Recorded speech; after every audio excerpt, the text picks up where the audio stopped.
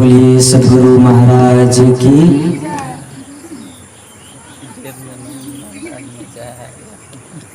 क्या पता लगता हो कि हम तो महाराज वाले हैं, देव क्यों बोले, या देव वालों को लगता हो कि हम महाराज वाले नहीं हैं। यही बीमारी है हम सबों में, भले ही कोई माने या ना माने, क्योंकि हम लोग हर रोज कहीं ना कहीं जाते हैं, किसी न किसी गांव में। सब जगह की यही समस्या है। हम अपने आप को सत्संगी मानते हैं, हम अपने आप को धार्मिक मानते हैं, हम अपने आप को पुजारी मानते हैं, हम अपने आप को किसी की अनुयायी मानते हैं। बिल्कुल सत्य है, मानने से कोई हो नहीं जाता है।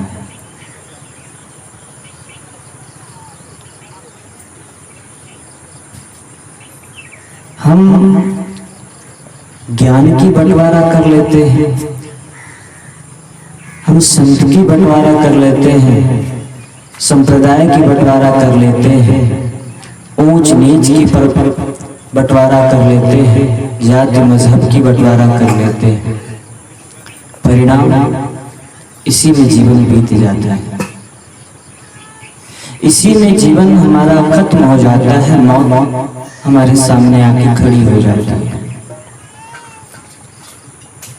और जब अंत समय में पूछा जाता है कि आपने अपने जीवन में क्या किया, क्या पाया, तो हाथ मलता है कि मैंने अपने जीवन में कुछ नहीं पाया, यूं ही आया यूं ही चल दी। ऐसा नहीं करना है। धर्म को ना बांटिए, संप्रदाय को ना बांटिए, संत को ना बांटिए, क्योंकि संत किसी के मोहताज नहीं होते। भले ही मान लेते हैं कि संत किसी के मोहताज हो सकते हैं, क्या पता आजकल भी मिलावटबाजी की दुनिया है, समाज है। कोई भक्त मजबूत हो, 500 के जगह 5000 दिया हो, तो संत उसके पक्ष में आकर के बोल दे। इस बात को हम मानते हैं, लेकिन ज्ञान किसी की मोहताज नहीं हो सकती है। ज्ञान तो सबके लिए है, गरीब के लिए, अमीर के लिए, ऊंच के लिए, नीच के लिए, काला गोरा सबके लिए है। ज्ञान किसी के लिए नहीं, सबके लिए है। इसीलिए धर्म को ना बांटिए, मजहब को ना बांटिए। बस आपका जीवन कहाँ सफल हो रहा है, आपके जीवन में शांति कहाँ आ रही है, उस मजहब को, उस पंथ को आप हमेशा गुणगान करिए। हम ये नहीं कहते कि उस पंथ में क्यों गए, आपकी इच्छा है, आप जहाँ जाइए, लेकिन वहाँ आकिए तो सही कि हमें जीवन में परिवर्तन हो रहा है या नहीं, हमारे जीवन से दुर्गुण दूर हो रहे हैं या नहीं। लेकिन आज हम सबकी घर की समस्या है, घर घर की समस्या है, चाहे संत मत परिवार से हो या कबीर मत परिवार से हो या किसी भी मत मजहब के हो, हर घर में ये प्रॉब्लम है।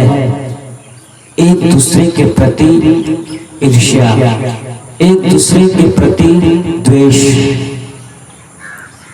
क्यों भाई? आज तक का रिकॉर्ड है, पता नहीं हमारे पहले कोई संत ऐसे हुए हो, मुझे तो नहीं पता, और मेरे को इतना पता है कि नहीं हुआ होगा, कि कोई ऐसा संत नहीं हुआ है हमारे भारत देश में या दुनिया के किसी भी देश में कि ये कहा हो कि सासू बहू में झगड़ा करो, बाप बेटे में झगड़ा करो, पड़ोसी अड़ोसी में झगड़ा करो, या किसी से झगड़ा करो, वैर करो। आज तक कोई संत नहीं कहा होगा। आज तक संत गुरुजनों ने यही कहते आए हुए हैं कि आपस में प्रेम से रहो, आपस में एक दूसरे का संयम बना के रखो, आपस में एक दूसरे के प्रति प्रेम बनाकर रहोगे तो जीवन बहुत आनंदित हो जाएगा। लेकिन उनकी बातों को हम लोगों ने गौर नहीं किया। क्या गौर किया? ये संत मत के नहीं है तो ये कबीर मत के नहीं है। हम इसी में उलझे रह गए और हमारी जीवन की गाड़ी आगे निकल गई और मौत रुपये स्टेशन सामने आ गए, वहां उतरना पड़ गया। नहीं चाहने पर भी चलना पड़ गया। हम चाहते रह गए कि हमें तो यही रहना है परमानेंट, लेकिन जगत में कोई न परमानेंट। इस संसार में कोई परमानेंट नहीं है, कोई अस्थाई नहीं है। मैं अपने विषय एक अंग्रेजी लेखक ने कहा, उस पर मैं आधारित करूं। उस लेखक ने बहुत ही चिंतन के बाद अपने कलम को उठाता है और कॉपी डायरी में लिखता है और समाज को कहता है कि nothing is permanent, this world and timeless not permanent. अर्थात इस दुनिया में कुछ भी अस्थाई नहीं है, गया समय वापस नहीं आ सकता। अभी हमारे संत से सुने, जीवन में अगर आप कुछ पाना चाहते हैं, जीवन को अगर आप सफल बनाना चाहते हैं, सबसे पहला काम अपने समय को व्यर्थ ना करें, अपने समय को व्यर्थ में मत जाने दीजिए। और ये व्यर्थ ही तो है। अगर कोई संत या संत मत से हो या कबीर मत से हो, वो कह रहे हो कि नहीं ध्यान साधना करनी चाहिए, अपने पंथ में ना बटना चाहिए, ज्ञान किसी के मोहताज नहीं होता है, फिर भी मन में ये ख्याल होता है, तो ये तो हमारे पंथ में भी कहता है। अरे भले इंसान, ये मत मजहब तो आपने पैदा किया है। कोई संत, कोई महापुरुष ने नहीं कहा कि हम आज से संत बन रहे हैं तो हम अपना पथ तैयार करेंगे, हम अपना मजहब तैयार करेंगे। सदगुरु कबीर या बाबा में ही, चाहे दुनिया के कोई भी संत हो, जब वो संत के चोले में आए थे, उन्होंने ये संकल्प नहीं लिया था कि हमारा भाई एक पंथ होना चाहिए। चाहे कबीर साहब ने भी ये नहीं कहा था कि हमारा एक कबीरपंथी हो समाज होना चाहिए, या संत मत में बाबा मेही ने नहीं सोचा था कि हमारे इस लाइन में हमारा एक पंथ होना चाहिए जो संत मत के नाम से हो। बिल्कुल नहीं, बल्कि बाबा मेही ने तो ये कहा कि सब संतन की भली भली हारी। हम रोज गुनगुनाते हैं, रोज पाठ करते हैं, लेकिन हमारी जहन में नहीं उतरता है। कैसे बताऊं? जैसे कोई पंडित राम नाम का चादर ओढ़ करके मंदिर में बैठे,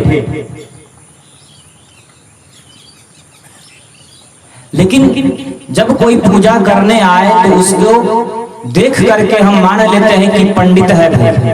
राम नाम का चादर लगाया हुआ है, तिलक लगाया हुआ है, रुद्राक्ष का 108 माला पहना हुआ है, लगता है कि वाकई में ये बहुत बड़े पंडित हैं। लेकिन उन चादर के अंदर क्या है, इसको हम देखना बंद कर देते हैं। इसीलिए आए दिन मंदिरों में घटना होती रहती है।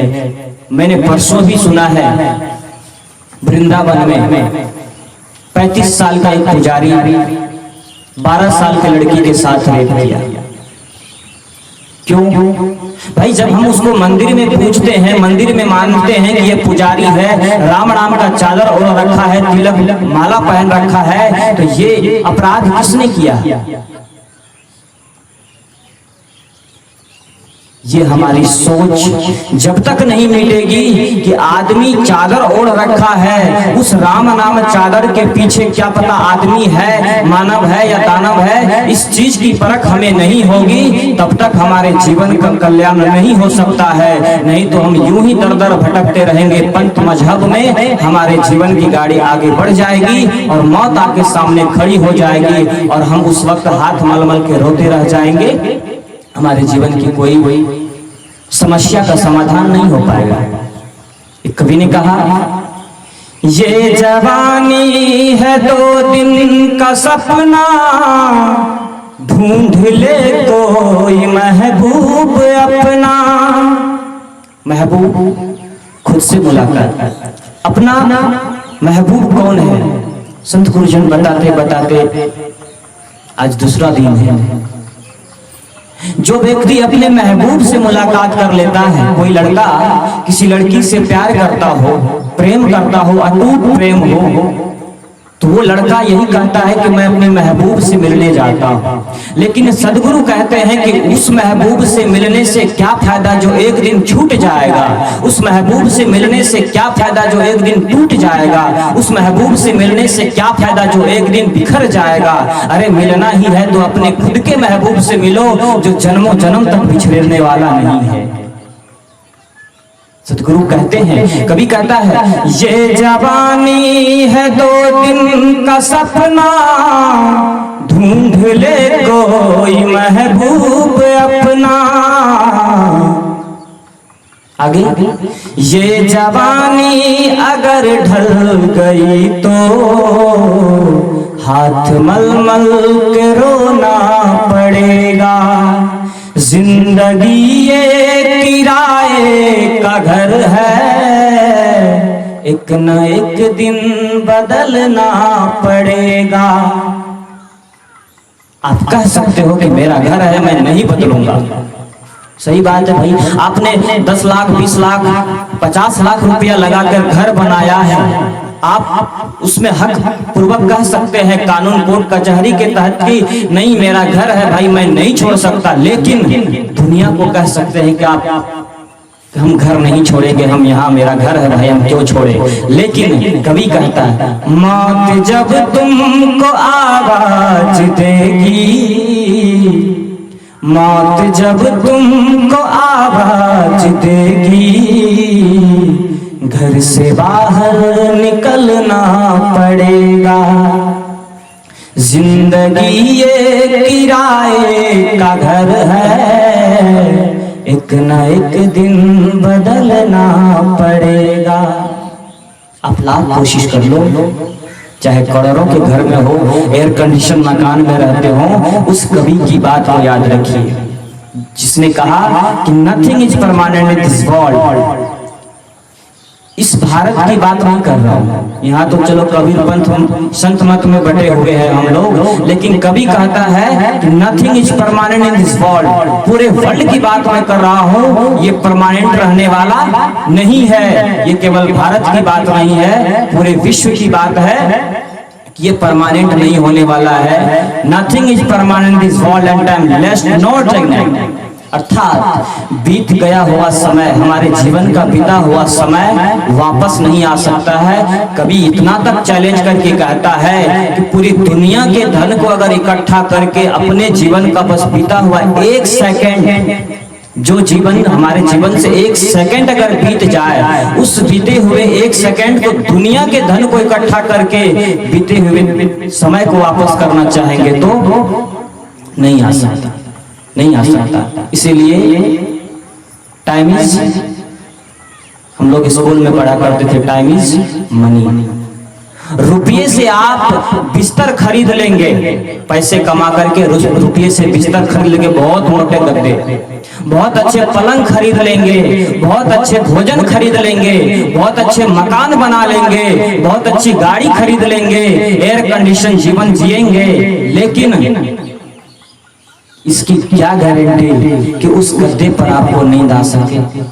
इसकी क्या गारंटी कि उस 56 प्रकार के भोजन जो आपने लाखों में खरीदा है वो आप ठीक से खा पाए? इसकी क्या गारंटी जो आपने 1 करोड़ में गाड़ी खरीदी है उसमें ठीक ठीक चल पाए?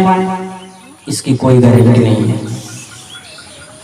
कभी कहा कि आप पैसे से बिस्तर खरीद लोगे, लेकिन नींद बाजार में नहीं मिलती।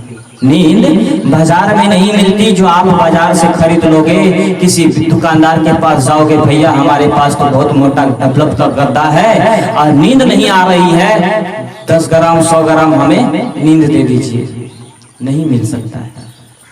बड़े बड़े उद्योगपति, बड़े बड़े पैसे वाले लोग जब सोने जाते हैं तो तकिया 4 तकिया पकड़ के सोता है, फिर भी नींद नहीं आती, और वो टैबलेट लेता है नींद की, तब जाके वो 2 घंटे सोते हैं और फिर सुबह उठता है तो सोने के लिए भी उसे प्रॉब्लम है। क्या अलार्म लगाता है, क्या पता मैं नींद की गोली खाया हूँ, सही से सो लूं और नींद न टूट पाया तो हमारा ऑफिस का क्या होगा, हमारा बिजनेस का क्या होगा। इस झंझट में हमें अपने जीवन को बिताना पड़ जाता है और बिताते बिताते हम बहुत दूर चले जाते हैं संत गुरुजनों से। अध्ययन करना भूल जाते हैं, सत्संग करना भूल जाते हैं, गुरु का मनन करना भूल जाते हैं और जीवन की गाड़ी आगे बढ़ जाती है, हमें पता ही नहीं चलता।